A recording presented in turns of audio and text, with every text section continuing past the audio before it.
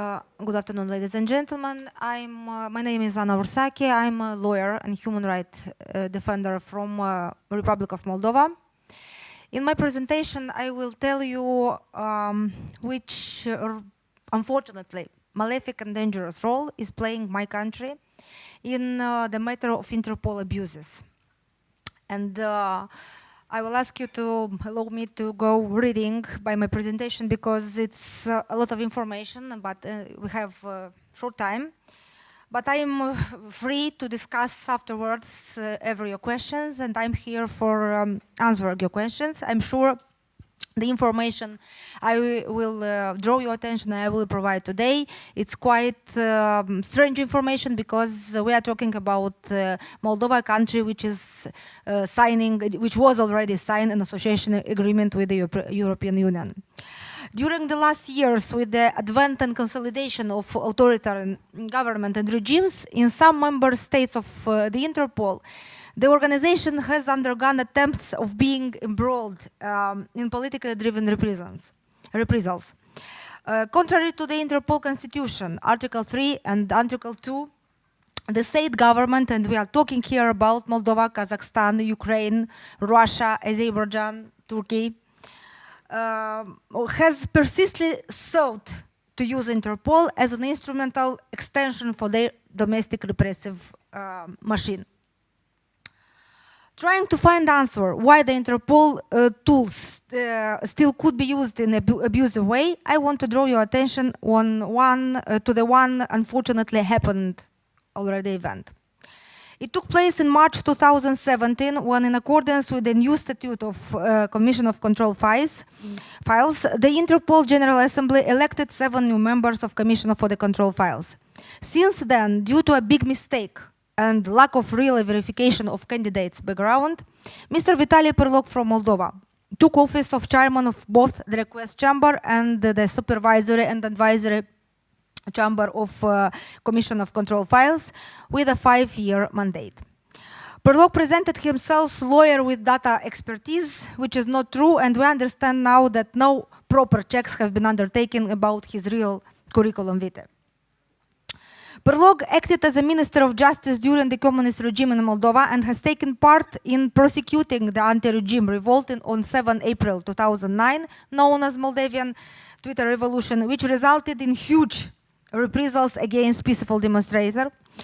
There were many arbitrary decisions which have been drafted and edited by Perlog personally.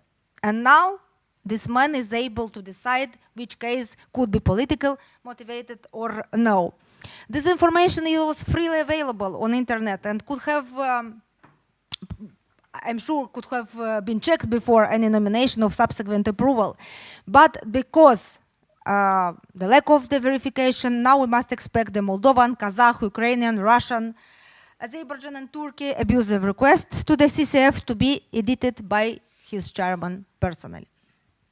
Perlog is known also as crony of Vladimir Plahotniuk, the most powerful oligarch who unipersonally controls Moldovan repressive organs, the Prosecutor General Office, Ministry of Internal Affairs, National Anti-Corruption Center, Judiciary, and the National Bureau of Interpol Moldova, and who is the only authority to approve Mr. Perlog nomination for Interpol. Previously, Vladimir Plahotniuk, or Vlad Ulinic by his second identity, was monitorized by Interpol for association to criminal organization group and association to the Mafia Solntsevskaya from Russia. And in 2013, in Moldova was a huge scandal due to the fact that the former chairman of the National Bureau of Interpol illegally extracted and removed 13 pages from the file about the Plahotniuk, this oligarch, crimes committed in Moldova, and for what he has been under Interpol monitoring. Nowadays, Moldova was again shocked by the new free media investigation about the involvement of the current chairman of Moldovan National Interpol Bureau, Mr. Fridolin Lekar, in the illegal transaction with manipulation to the secret Interpol information.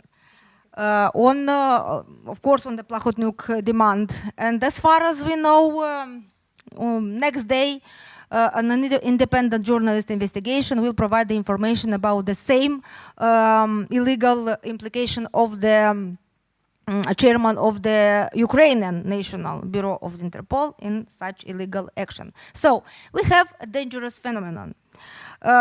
Because now is plenty information that Moldova is a captured country, and this information you could find in the reports of different serious international organizations such as Transparency International, Amnesty International, Freedom House, Global Research Center for Eastern Studies.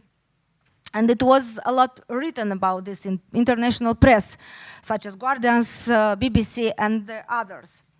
We believe that no one human rights organization would accept that a former Minister of Justice of the communist regime, a dignitary personally involved in the reprisals against the peaceful people on the demonstration, a crony of the current gang in a country that captured the state, and I'm talking about my state, is determined to respect the independence and impartiality of the international institution.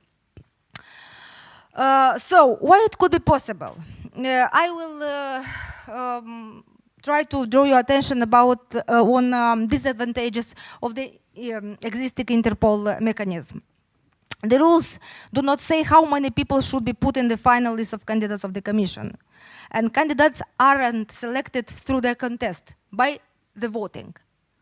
We know that in March 2017, this voting took place in Indonesia, where I'm sure it was not very good internet access. So nobody from those who voted for Perlog, and I was just explaining who is Perlog and which is his role in aid to the authoritarian regimes, nobody from those who voted him could really know about his biography.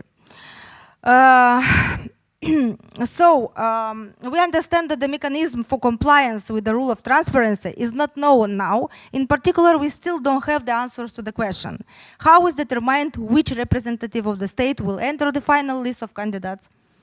If there are any quotas for individual states of regions, how many representatives of states from one region can be included in the commission? So if we have answer on these questions, we could probably avoid such nomination in the future. If representatives on the state can be members of the commission for more than one consecutive term. And if there can be a situation when the commission will be only made up from the representatives of non-democratic states, and how the situation can be avoided. And this question is the question I think is the most important. When we allow the representatives from non-democratic states, and unfortunately we know that we have no democracy in Moldova, in Kazakhstan, in Russia, in Turkey, in Azerbaijan, in Ukraine, we should be very, very attentive with these candidates. And you see, you have just seen the examples shown in this short movie about the victims of the Interpol regime, and I could tell you more. In 2006, at the end of 2016, I was the attorney, the lawyer of a person who decided to testify against Plahotniuk in a very, very big case of money laundering. We were talking about 25 billion of American dollars. This person, on the personal demand of Ukrainian President Poroshenko, was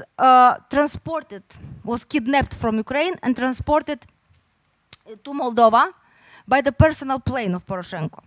Could you imagine now if the oligarch from Moldova has such a relation with the President Poroshenko? What could be done by his crony Perlog in order to prosecute everybody who is in opposition in Ukraine, everybody who is struggling for anti-corruption reforms in Ukraine?